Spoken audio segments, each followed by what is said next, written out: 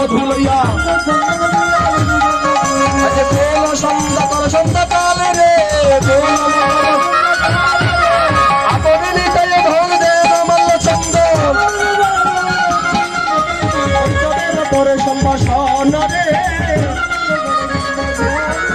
আজে গোবিন্দ মৃদঙ্গ লইয়া ভালো কথা কইয়া কইয়া করতালে অদ্বৈত চপল রে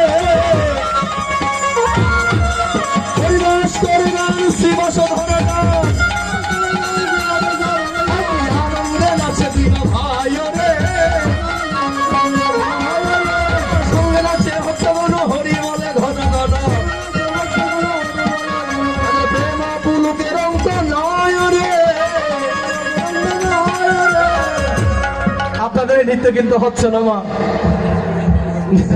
নেচে আমি কোমর ভাঙছি আপনারা কিন্তু এমন করতেছেন এটা কি হলো? এই নৃত্য কিন্তু হচ্ছে না, শুধু শুধু বৃথা।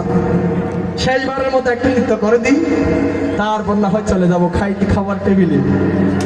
শেষবারের নৃত্য, শেষ নৃত্য, দাঁড়িয়ে থাকবেন না কিন্তু জবাবদিহি করতে হবে। শেষ এটা, এরপর এখন অধিবাস কীর্তন শেষ হয়ে গেছে, আর 2 লাইন 4 লাইন মতো আছে, 4 লাইন এখন ঠুস করে বললে শেষ হয়ে যাবে না? এটা শেষ নৃত্য। দাঁড়িয়ে কেউ থাকবেন না, কেন জানেন? আচ্ছা ধরে নেন বলছি, আজ রাতে যদি যাই ঘুমায়, উঠতে পারলে কি বাবা সকাল, আর উঠতে না পারলে তোমার জন্য ভগবানের জন্য কিছুই করতে পারলাম না, অতএব নরকে, তাই না? যদি মৃত্যু হয় যমরাজকে গিয়ে বলতে পারবো, হে প্রভু সারা জীবন কিছু নাই বা করলাম, ঠিক আছে, অন্তত ভগবানের নামে 1 ঘন্টা বা 5টা মিনিট ভগবানের নামে নৃত্য তো করেছি, ভগবানের নাম তো করেছি 5টা মিনিট, তাই না? অতএব নরকে নিয়ে যাওয়া যাবে না। সবচেয়ে নিকৃষ্ট ধাম, নিচু ধাম, যেটা স্বর্গে অন্তত যাওয়া যাবে। বৈষ্ণবরা কিন্তু বাবা স্বর্গে যেতে চায় না, স্বর্গে বড় যন্ত্রণা, অন্তত স্বর্গে যাও, কিছুটা সুখ আছে, অন্তত স্বর্গে যাওয়া যাবে। ওই স্বর্গ থেকে আস্তে আস্তে উঠতে যাওয়া যাবে আর কি।